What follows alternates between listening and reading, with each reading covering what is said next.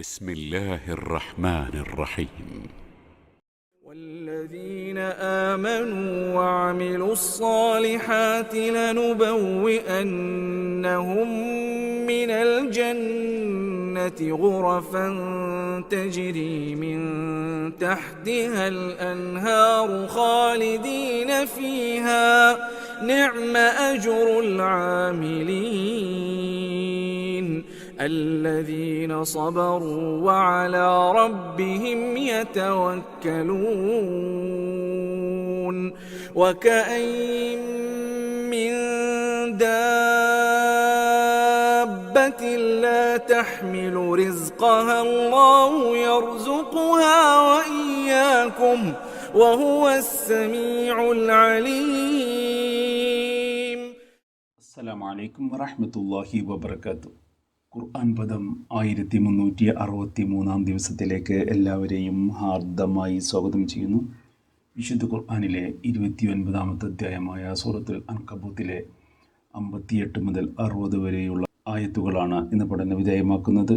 Class ആരംഭിക്കുന്നതിനായി ആദരണീയനായ doctor A വിലായത്തുള്ള സാഹിബിനെ ക്ഷണിക്കുന്നു. അസ്സലാമു അലൈക്കും വറഹ്മത്തുള്ളാഹി വബറകാതുഹു. أعوذ بالله من الشيطان الرجيم. بسم الله الرحمن الرحيم. والذين آمنوا وعملوا الصالحات لنبوئنهم من الجنة غرفا تجري من تحتها الأنهار خالدين فيها نعم أجر العاملين الذين صبروا وعلى ربهم يتوكلون وكأي من دابة لا تحمل رزقها الله يرزقها وإياكم وهو السميع العليم. صدق الله العلي العظيم. സൂറത്തുൽ അൻകബൂത്തിലെ 58 മുതൽ 60 വരെയുള്ള ആയത്തുകളാണ് ഞാൻ നിങ്ങളെ കേൾപ്പിച്ചിട്ടുള്ളത്. അള്ളാഹുവിന്റെ മാർഗം സ്വീകരിച്ച് സത്യമാർഗത്തിൽ നിലകൊള്ളുന്ന ആളുകൾ പല വിധത്തിലുള്ള പ്രതിസന്ധികളും നേരിടേണ്ടി വരുന്നു എന്നത് ഒരു യാഥാർത്ഥ്യമാണ്. മക്കയിലെ ആദ്യകാല മുസ്ലിങ്ങൾ അവരുടെ വിശ്വാസമാർഗത്തിൽ നിലകൊള്ളുന്നതിനും അതിൽ നിന്ന് വ്യതിചലിക്കാതിരിക്കാനൊക്കെ വേണ്ടി വളരെയേറെ പ്രയാസപ്പെട്ടുകൊണ്ടിരിക്കുകയായിരുന്നു. അവരിൽ പലരും നാടുപേക്ഷിച്ച് അവരുടെ ജീവിത സാഹചര്യങ്ങളെ കൈവെടിഞ്ഞ് വീടും തൊഴിലും അതുപോലെയുള്ള പല സൗകര്യങ്ങളും ഇട്ടെറിഞ്ഞ് വിശ്വാസ സംരക്ഷണത്തിനായിട്ട് പലായനം ചെയ്യുകയാണ്.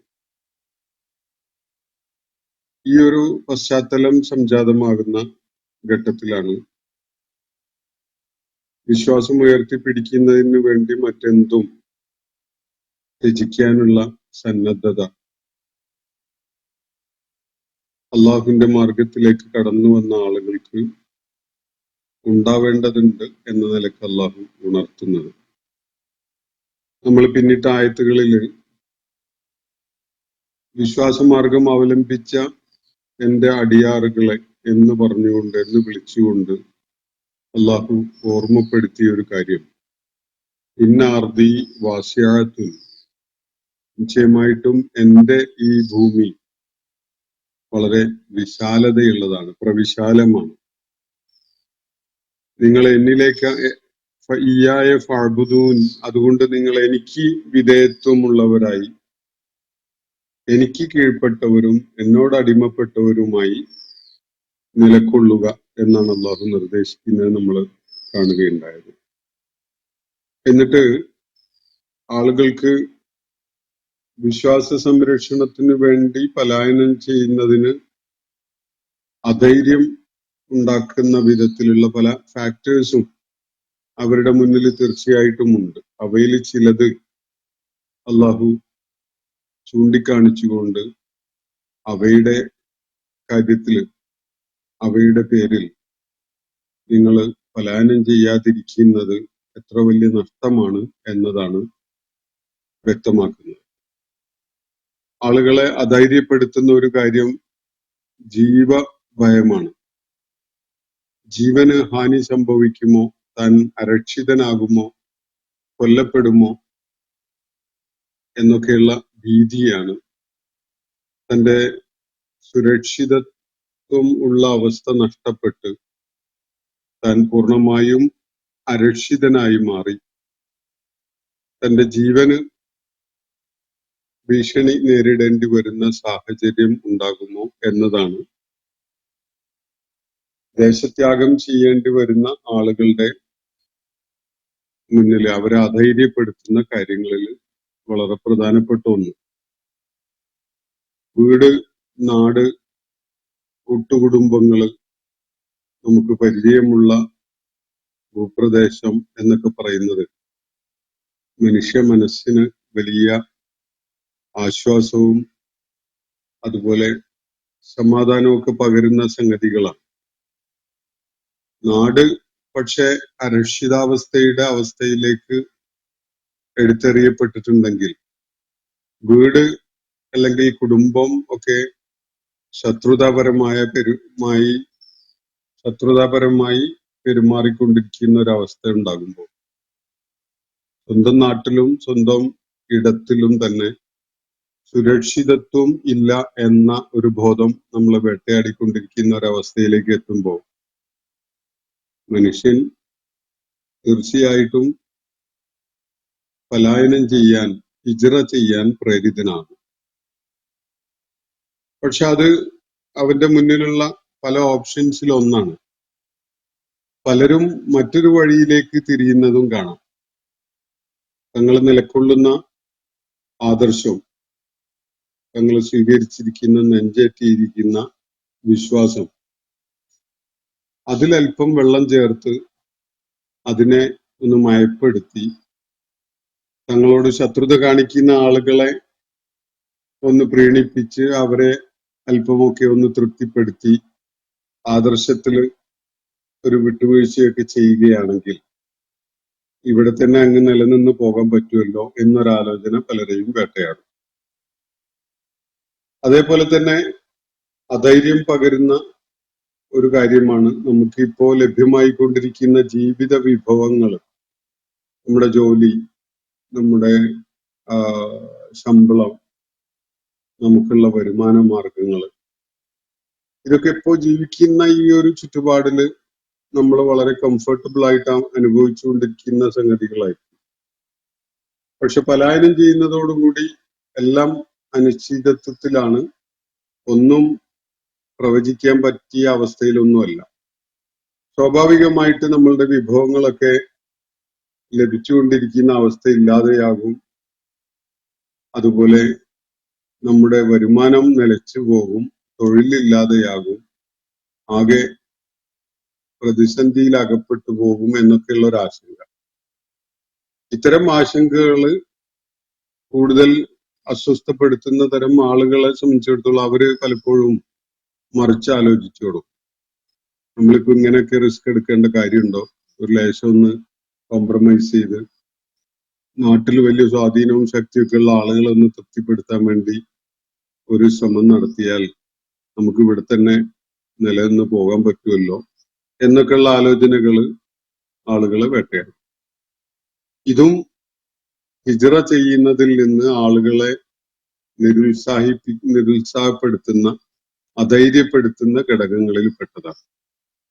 ഈ രണ്ട് സംഗതികളെയാണ് അള്ളാഹു നമ്മൾ ഇന്ന് വായിച്ചു വെച്ച ആയത്തുകളിലായിട്ട് ഫോക്കസ് ചെയ്തുകൊണ്ട് പറയുന്നത്.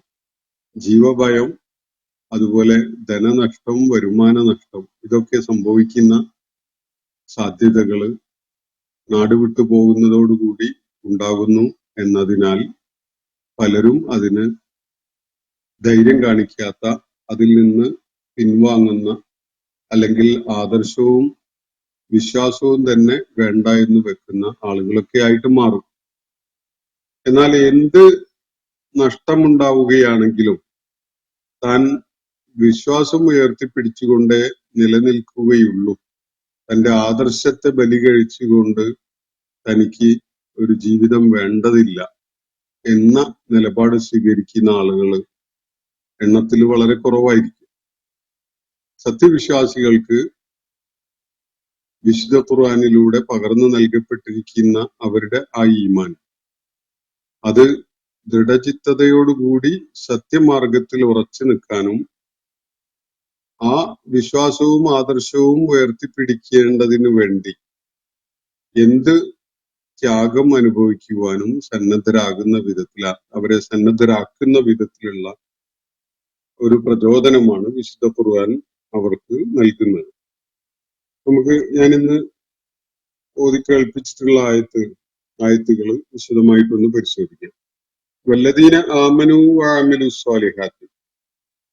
ഇതിന്റെ തൊട്ടു മുമ്പുള്ള ആയത്തുകളിൽ അല്ലാഹു തന്റെ ഭൂമി വളരെ വിശാലമാണ്, തനിക്ക് വിധേയപ്പെട്ടുകൊണ്ട് തനിക്ക് അടിമപ്പെട്ടുകൊണ്ട് നിലകൊള്ളുക, എല്ലാ വ്യക്തിയും മരണം ആസ്വദിക്കാനിരിക്കുന്നു, പിന്നെ നിങ്ങൾ ഓരോരുത്തരും തന്നെ തിരികെ അയക്കപ്പെടാൻ പോകുന്നത് നമ്മുടെ അടുക്കലേക്ക് തന്നെയാണ്, മടക്കം നമ്മുടെ അടുക്കലേക്കാണ് എന്ന കാര്യമൊക്കെയാണ് അള്ളാഹു പറയുകയുണ്ടായത്. അള്ളാഹു തുടർന്ന് പറയുന്ന കാര്യങ്ങൾക്ക് ഒരു അടിത്തറയിടുന്ന വിധത്തിലാണ് ആ കാര്യങ്ങൾ സൂചിപ്പിക്കുകയുണ്ടായത്. എല്ലാവരുടെയും കാര്യത്തിൽ മരണം സുനിശ്ചിതമായ ഒരു സംഗതിയാണ്. അള്ളാഹുവിന്റെ ഭൂമി വളരെ വിശാലവുമാണ്. അള്ളാഹുവിന്റെ ഭൂമിയിൽ ഇതര ഇടങ്ങളിൽ ഉള്ള സാധ്യതകളെ തേടി പോകാനും നാട്ടില് അവര് നേരിടുന്ന അവരുടെ ആദർശം കൈയൊഴിയേണ്ടി വരുന്ന വിധത്തിലുള്ള ഭീഷണികളിൽ നിന്ന് മാറി നിൽക്കുവാനും ഒക്കെ അവർക്ക് അവസരമുണ്ട്, അത് പ്രയോജനപ്പെടുത്താവുന്നതാണ് എന്ന നിലക്കാണ് അള്ളാഹു സൂചിപ്പിക്കുന്നത്. അപ്പൊ ആളുകളുടെ ആശങ്ക, നമ്മുടെ സുരക്ഷിത താവളത്തിൽ നിന്ന് പുറപ്പെട്ടു കഴിഞ്ഞാൽ പിന്നെ നമ്മൾ അരക്ഷിതരായില്ലേ, വഴിയിൽ പതിയിരിക്കുന്ന അപകടങ്ങൾ നമ്മളെ കാത്തിരിക്കുന്നില്ലേ, നമ്മൾ അതിൽ അകപ്പെട്ട് മരിച്ചു പോവുകയില്ലേ എന്നതൊക്കെയാണ് ആളുകളുടെ ഒരു ആശങ്ക. മറ്റൊരാശങ്ക, അവർക്ക് സൗകര്യപ്രദമായി കിട്ടിക്കൊണ്ടിരിക്കുന്ന ജീവിത വിഭവങ്ങൾക്ക് ഒരു തടസ്സം വരികയല്ലേ, മുടങ്ങിപ്പോവുകയല്ലേ, പിന്നീട് അങ്ങോട്ട് കഷ്ടപ്പാട് മാത്രമായിരിക്കില്ലേ എന്നതൊക്കെയാണ് അവരുടെ ആശങ്കയുണ്ടാവുക. അപ്പോ അത് സംബന്ധമായിട്ട് അള്ളാഹു വ്യക്തത നൽകുന്ന ചില കാര്യങ്ങളാണ് ഇവിടെ പറയുന്നത്. വല്ലദീന ആമനു വഅമിലു സ്വാലിഹാത്ത്. വിശ്വസിക്കുകയും സൽക്കർമ്മങ്ങളിൽ വ്യാപൃതരാകുകയും ചെയ്യുന്ന ആളുകൾ. ലനുബവ്വിഅന്നഹും, അവർക്കായിട്ട് നാം ഒരുക്കി വെക്കുക തന്നെ ചെയ്യും. എന്താണ് ഒരുക്കി വെക്കുന്നത്? മിനൽ ജന്നതി, സ്വർഗത്തില്, ഉറഫ, ഉന്നത സൗധങ്ങൾ, വളരെ ഉന്നതമായി തലയുയർത്തി നിൽക്കുന്ന വിധത്തിലുള്ള വലിയ മണിമന്ദിരങ്ങള്, പാർപ്പിടങ്ങള് അവർക്കായിട്ട് നാം സ്വർഗത്തിൽ ഒരുക്കുക തന്നെ ചെയ്യും. അള്ളാഹു ഒന്നാമതായിട്ട് ഈ അള്ളാഹുവിന്റെ മാർഗത്തിലുള്ള ഈ പലായനവും ത്യാഗപൂർണമായിട്ടുള്ള പല നഷ്ടങ്ങളും ഏറ്റുവാങ്ങുന്ന വിധത്തിലുള്ള ഈ പുറപ്പെടൽ, വീടും നാടും ഒക്കെ ഉപേക്ഷിച്ചുകൊണ്ടുള്ള ഈ പുറപ്പെടൽ, അത് ഒരു പ്രയാസവും ഇല്ലാത്തതാകും, അതിലൊരു പ്രതിസന്ധി ഉണ്ടാവില്ല, വളരെ കംഫർട്ടബിൾ ആയിട്ട് നാട്ടിലേതിനേക്കാളും വീട്ടിലേതിനേക്കാളും ഒക്കെ സുഖപ്രദമായിരിക്കും എന്നൊന്നുമല്ല അള്ളാഹു പറയുന്നത്. ഒരു കാര്യം അവരെ സംബന്ധിച്ചിടത്തോളം എഷ്വേർഡാണ്. അള്ളാഹുവിൽ വിശ്വാസമുള്ള ആളുകൾ സൽക്കർമ്മികളായിക്കൊണ്ട് ജീവിക്കാൻ സന്നദ്ധരാവുകയും അള്ളാഹുവിനുള്ള വിധേയപ്പെടലിനെ നിലനിർത്തിക്കൊണ്ട് പോവുകയൊക്കെ ചെയ്യുമ്പോൾ അവരുടെ കാര്യത്തിൽ അവർക്കായിട്ട് അള്ളാഹു പാരത്രിക ലോകത്ത് വളരെ ഉന്നതങ്ങളായ സൗധങ്ങൾ തയ്യാറാക്കി വെക്കും, ഒരുക്കി വെക്കും എന്നാണ് അള്ളാഹു ഇവിടെ പറയുന്നത്. ഇത് അള്ളാഹു അവർക്കായി ഉറപ്പുള്ള വാഗ്ദാനമാണ് ഇവിടെ അള്ളാഹു വ്യക്തമാക്കുന്നത്. തജ്രീമിൻ തഹ്തിഹൽ അൻഹാർ, അവരുടെ ആ പാർപ്പിടങ്ങൾ, ജന്നത്തിൽ അവർക്കായിട്ട് ഒരുക്കപ്പെട്ടിരിക്കുന്ന ഉന്നത സൗധങ്ങൾ, അതിന്റെ കീഴ്ഭാഗങ്ങളിലൂടെ അരുവികൾ ഒഴുകുന്ന ഒരു അത്രയും ആകർഷണീയത ഉള്ളതായിരിക്കും. അതുപോലെ ഖാലിദീന ഫീഹ, അവരതില് അനശ്വരരും ആയിരിക്കും. നശിച്ചു പോകുന്ന മരിച്ചു പോകുന്ന ആളുകളല്ല, നിത്യമായി വസിക്കുന്നവരായിരിക്കും. നിഅമ അജ്റുൽ ആമിലീൻ, എത്ര അനുഗ്രഹീതമായതാണ് ഈ സൽക്കർമ്മം ചെയ്യുന്നതിന് സന്നദ്ധരായ ആളുകൾക്കുള്ള പ്രതിഫലം എന്നാണ് അല്ലാഹു കൂടെ പറയുന്നത്.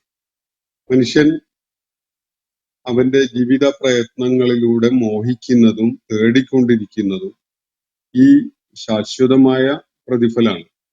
അല്ലാഹുവിടെ വാഗ്ദാനം ചെയ്യുന്നത് സ്വർഗത്തിൽ അവർക്കായിട്ട് ഒരുക്കപ്പെട്ടിരിക്കുന്ന ഉന്നത സൗധങ്ങളും അവിടെയുള്ള ജീവിത സാഹചര്യങ്ങളും ഒക്കെയാണ്. ഇത് മനുഷ്യന്റെ ആത്യന്തികമായ ഏറ്റവും വലിയ ലക്ഷ്യമായിട്ട് അവര് കാത്തിരിക്കുകയും കൊതിക്കുകയും അതിനുവേണ്ടി പ്രയത്നിക്കുകയും പ്രാർത്ഥിക്കുകയും ഒക്കെ ചെയ്തുകൊണ്ടിരിക്കേണ്ട, അവര് സാക്ഷാത്കരിക്കാനിരിക്കുന്ന ലക്ഷ്യമാണ്. എന്നാൽ അല്ലദീന സ്വബറു അലാ റബ്ബിഹിം യതവക്കലൂൻ, ഇവരുടെ ഒരു കാര്യം അല്ലാഹു വ്യക്തമാക്കുന്നത്, ആരാണ് ഈ സത്യവിശ്വാസികൾ സ്വർഗത്തില് ഉന്നതമായ സൗധങ്ങൾ ഒരുക്കി വെച്ചിരിക്കുന്നത്, കീഴ്ഭാഗത്തുകൂടി അരുവികൾ ഒഴുകുന്ന വിധത്തിലുള്ള ഉദ്യാനങ്ങളൊക്കെയുള്ള ഈ സൗധങ്ങൾ ആർക്കു വേണ്ടിയാണ് ഒരുക്കി വെച്ചിരിക്കുന്നത് എന്നത് അല്ലാഹു തുടർന്ന് വ്യക്തമാക്കുകയാണ്. അല്ലദീന സ്വബറു വഅലാ റബ്ബിഹിം യതവക്കലൂൻ. രണ്ട് കാര്യങ്ങളാണ് പ്രത്യേകമായി അല്ലാഹുവിടെ എടുത്തു പറയുന്നത്. ഒന്ന്, സഹനം അവലംബിച്ചവരാണ് അവര്. രണ്ടാമത്തത് വഅലാ റബ്ബിഹിം യതവക്കലൂൻ, തങ്ങളുടെ റബ്ബിൽ എല്ലാം ഭരമേൽപ്പിക്കാൻ സന്നദ്ധരായവരുമാണ്. അല്ലാഹുവിൽ എല്ലാം ഭരമേൽപ്പിച്ചുകൊണ്ട്, എല്ലാം അല്ലാഹുവിനെ ട്രസ്റ്റ് ചെയ്തുകൊണ്ട് സഹനം അവലംബിച്ച് ആദർശ സംരക്ഷണത്തിനും വിശ്വാസ സംരക്ഷണത്തിനും ഒക്കെ വേണ്ടി ത്യാഗം അനുഭവിക്കാൻ സന്നദ്ധരായി രംഗത്ത് വന്ന ആളുകൾ. അല്ലദീന സ്വബറു വഅലാ റബ്ബിഹിം യതവക്കലൂൻ. നേരത്തെ രണ്ട് കാര്യങ്ങളാണ് ചൂണ്ടിക്കാണിച്ചിരുന്നത്. വല്ലദീന ആമനു വഅമിലുസ് സ്വാലിഹാത്ത്, വിശ്വസിക്കുകയും സൽക്കർമ്മങ്ങൾ അനുഷ്ഠിക്കുകയും ചെയ്യുന്ന ആളുകൾ.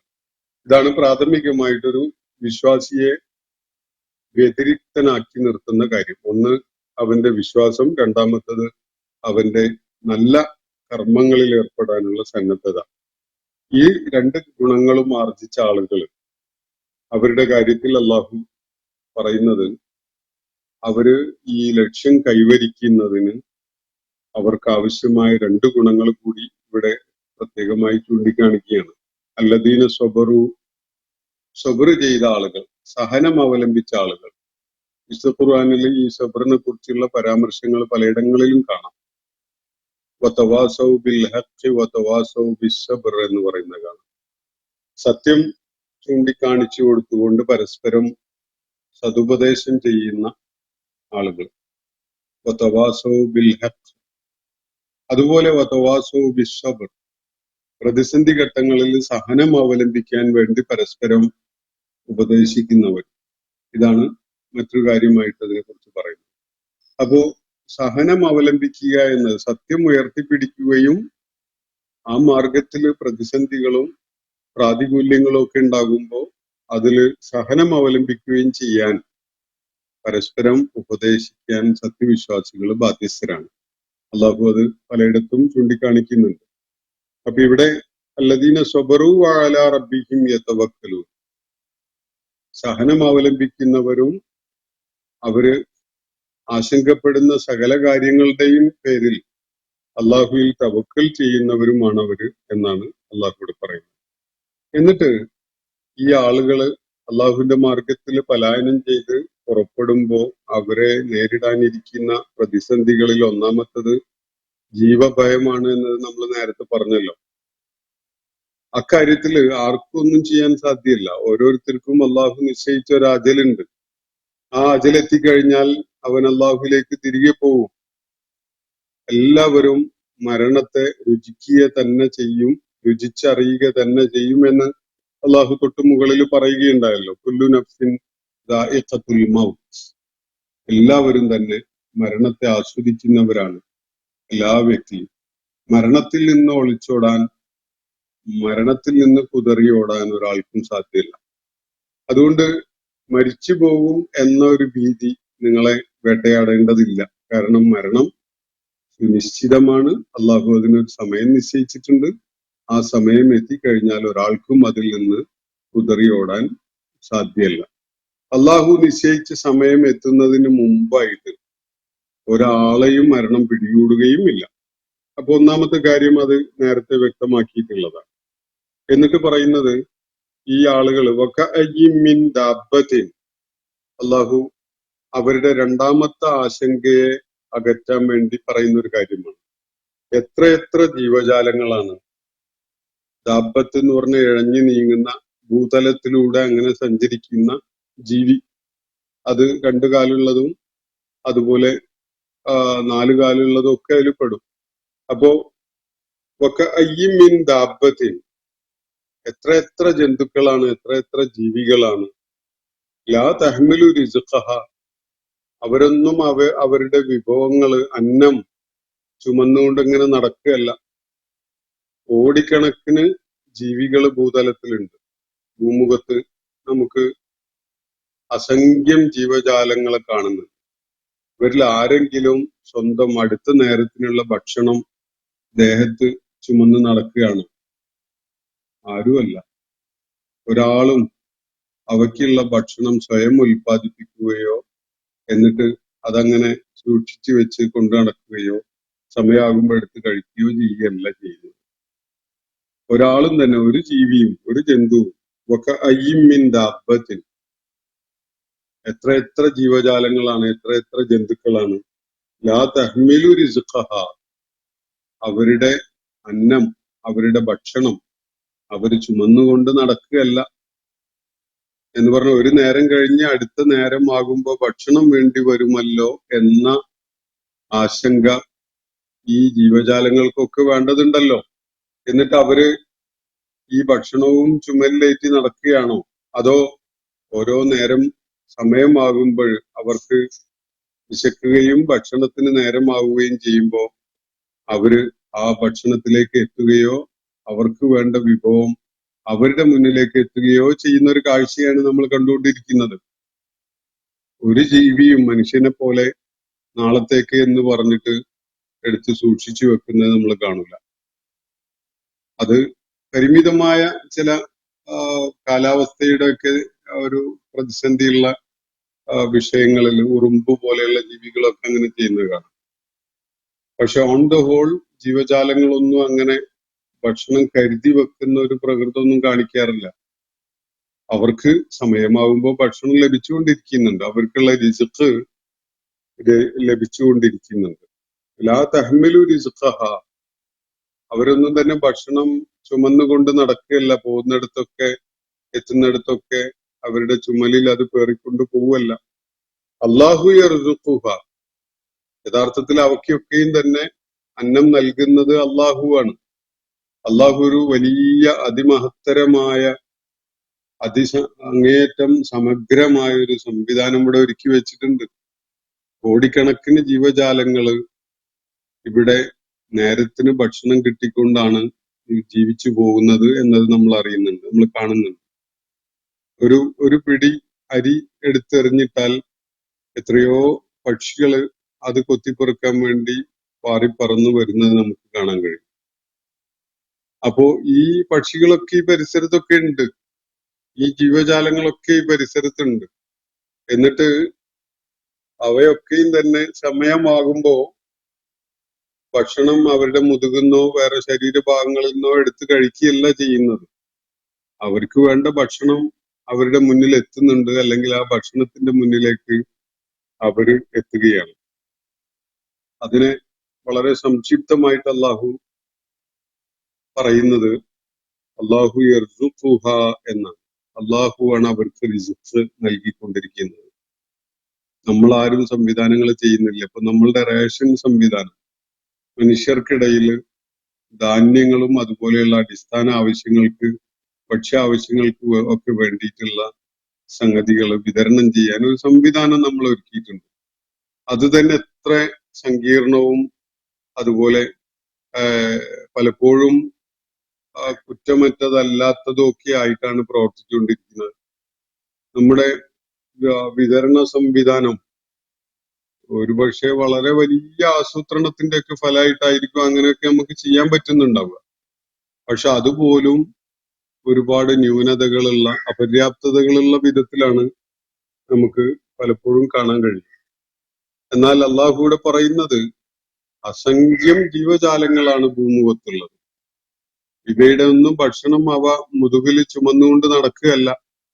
എന്നിട്ട് എത്ര ജീവജാലങ്ങളിൽപ്പെട്ട എത്ര എണ്ണം പട്ടിണി കിടന്ന് അന്നം കിട്ടാതെ, ഭക്ഷണം കിട്ടാതെ ചത്ത് ഒടുങ്ങുന്നത് നമ്മൾ കാണുന്നുണ്ട്.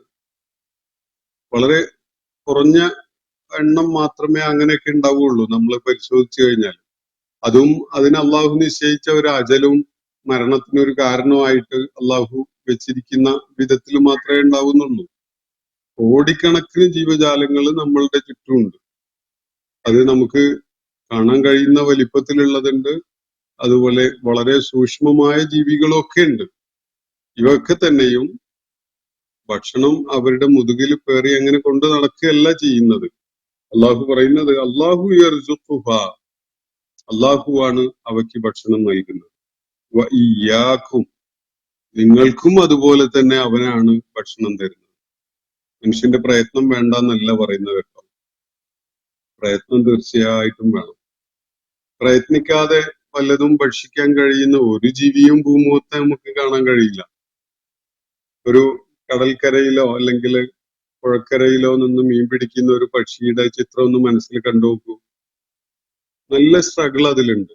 നമ്മുടെ വീട്ടുമുറ്റത്ത് ധാന്യമണികളൊക്കെ കൊത്തിപ്പെറുക്കി തിന്നുന്ന ഒരു കോഴിയെ നമ്മൾ മനസ്സിലൊന്ന് കണ്ടു നോക്കൂ. രാവിലെ ഉണർന്നെണീറ്റ് സന്ധ്യ ആകുന്നത് വരെ അത് ജോലി ചെയ്തുകൊണ്ടിരിക്കുകയാണ്. അതിന്റെ നഖം കൊണ്ട് മാന്തി ഇളക്കി ഇളക്കി ഇളക്കി അങ്ങനെ സന്ധ്യ വരെ അത് കറങ്ങി നടന്ന് ഭക്ഷണം കണ്ടെത്തി അത് അകത്താക്കിക്കൊണ്ടിരിക്കുകയാണ്. എല്ലാ ജീവജാലങ്ങളും അങ്ങനെ തന്നെയാണ്. ഒരു പ്രയത്നവും ഇല്ലാതെ ഒരുപക്ഷെ മനുഷ്യരുടെ കൂട്ടത്തിൽ ചിലരൊക്കെ അതും മറ്റുള്ളവരെ ചൂഷണം ചെയ്തുകൊണ്ടായിരിക്കും ഭക്ഷിക്കുന്നുണ്ടാവും. അത് അപൂർവമായിട്ട് മാത്രം ഉള്ള കുറച്ച് ആളുകളുടെ കാര്യത്തിൽ മാത്രമേ അങ്ങനെ കാണാൻ കഴിയുള്ളൂ. ജീവജാലങ്ങൾ പൊതുവെ എല്ലാവരും തന്നെ അവരുടെ ഓരോ നേരത്തെയും ഭക്ഷണം ലഭിക്കാൻ വേണ്ടി പ്രയത്നിച്ചുകൊണ്ടിരിക്കുന്നുണ്ട്.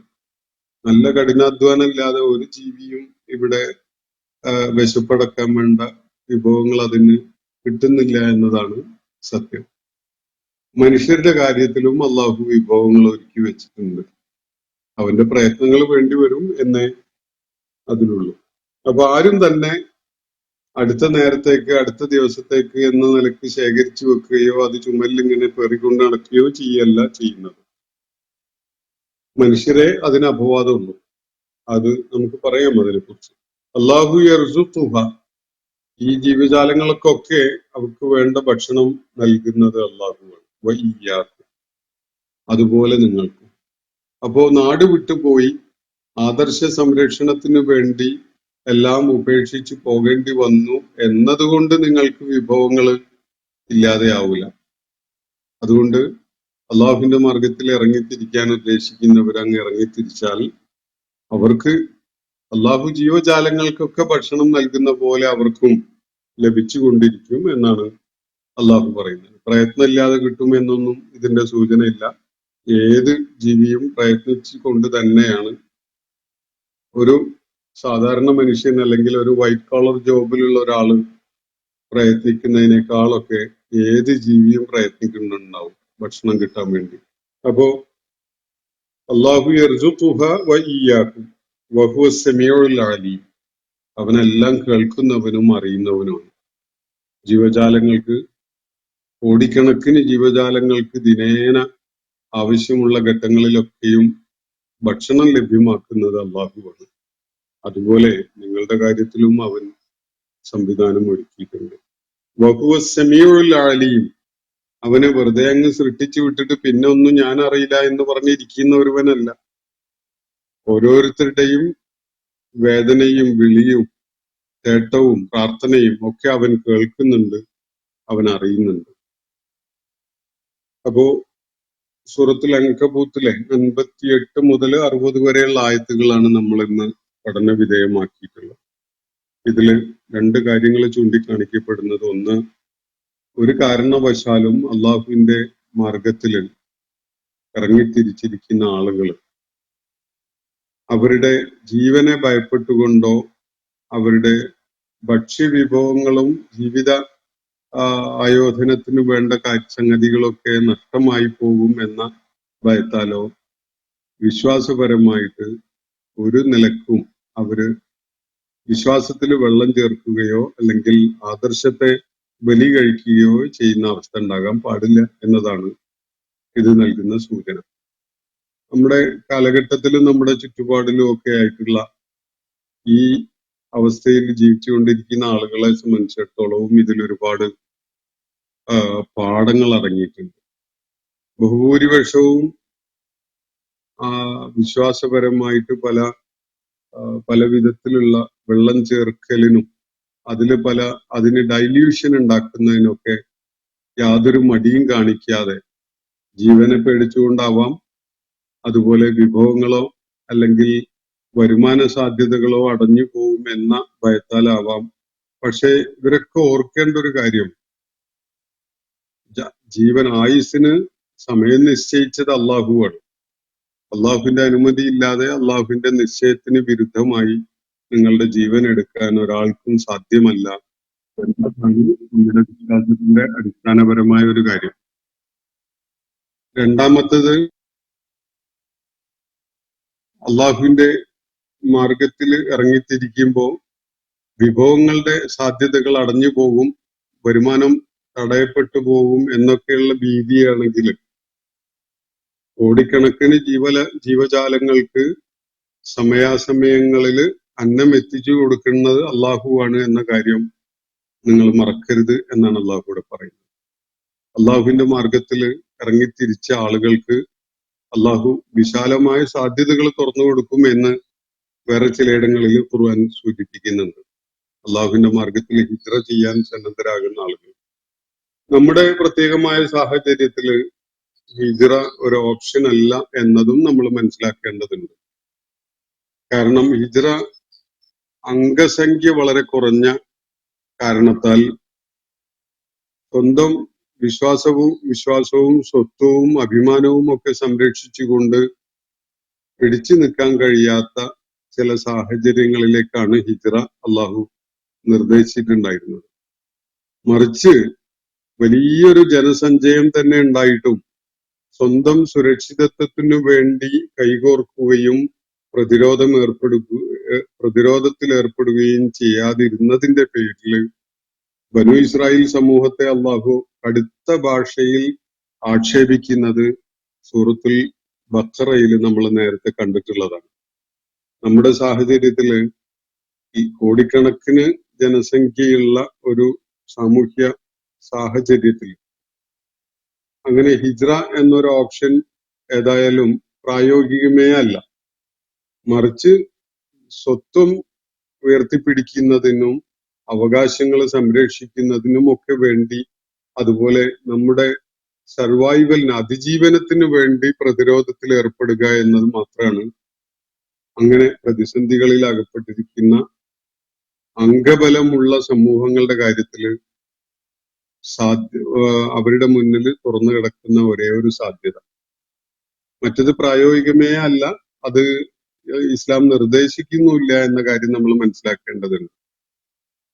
ഹിജ്റ ഒരു ഓപ്ഷനായിട്ട് നിർദ്ദേശിച്ചിട്ടുണ്ടായിരുന്നത് അംഗസംഖ്യയിൽ വളരെ കുറവായത് കാരണമായി പ്രതിരോധത്തിന് കഴിയാത്ത ആളുകളെ അല്ലെങ്കിൽ സമൂഹങ്ങളെ ആ ഘട്ടത്തിൽ എന്നുള്ള നിലക്കാണ്.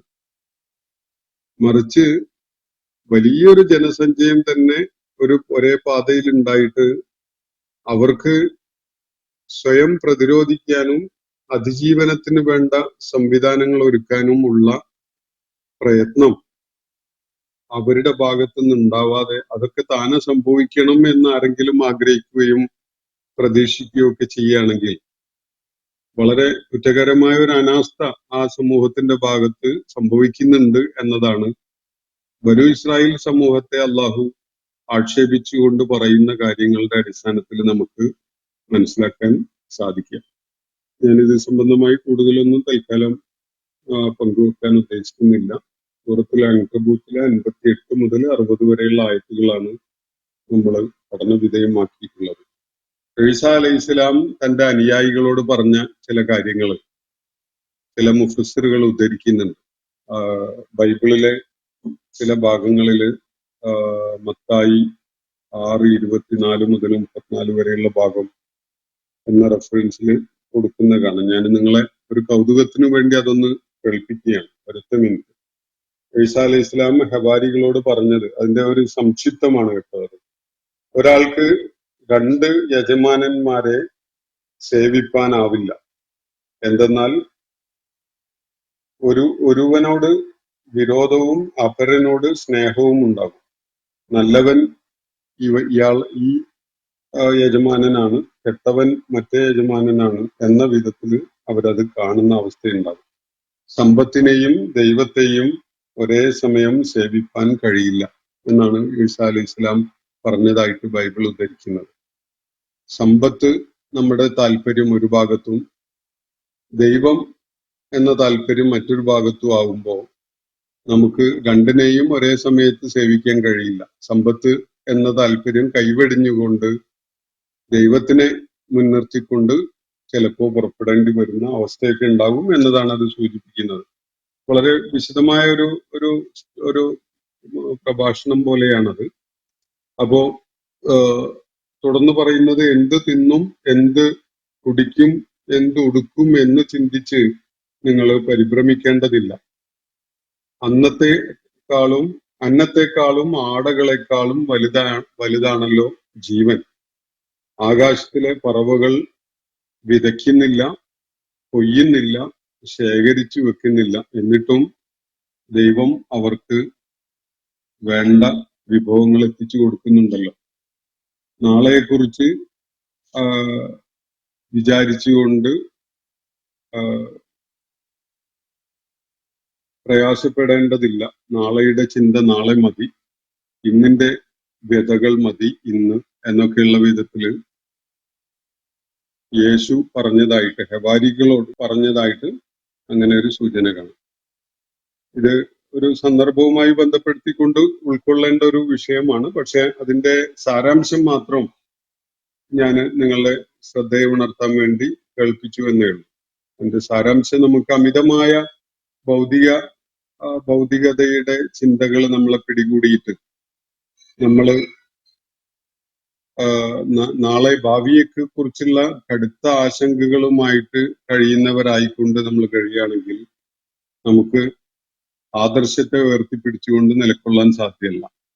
അള്ളാഹുവിനെ മുൻനിർത്തിക്കൊണ്ട് അള്ളാഹുവിലുള്ള വിശ്വാസത്തെ അടിസ്ഥാനപ്പെടുത്തിക്കൊണ്ട് നിലകൊള്ളാൻ ആഗ്രഹിക്കുന്നവർ പലതും ത്യജിക്കാൻ സന്നദ്ധരായി മുന്നിട്ടിറങ്ങേണ്ടി വരും എന്നാണ് പറഞ്ഞതിന്റെ ചുരുക്കം. ഞാൻ അവസാനിപ്പിക്കുകയാണ്. വാഖിർ ദഅ്വാന അനിൽ ഹംദുലില്ലാഹി റബ്ബിൽ ആലമീൻ. അസ്സലാമു അലൈക്കും വറഹ്മത്തുള്ളാഹി വബറകാതുഹു. ഇന്നത്തെ ഖുർആൻ പദം ഇവിടെ സമാപിക്കുന്നു. ഖുർആൻ പഠനത്തിൽ പങ്കെടുത്ത എല്ലാവർക്കും അല്ലാഹു അർഹമായ പ്രതിഫലം നൽകി അനുഗ്രഹിക്കട്ടെ. വആഖിർ ദഅ്വാന അനിൽ ഹംദുലില്ലാഹി റബ്ബിൽ ആലമീൻ. അസ്സലാമു അലൈക്കും വറഹ്മത്തുള്ളാഹി വബറകാതുഹു.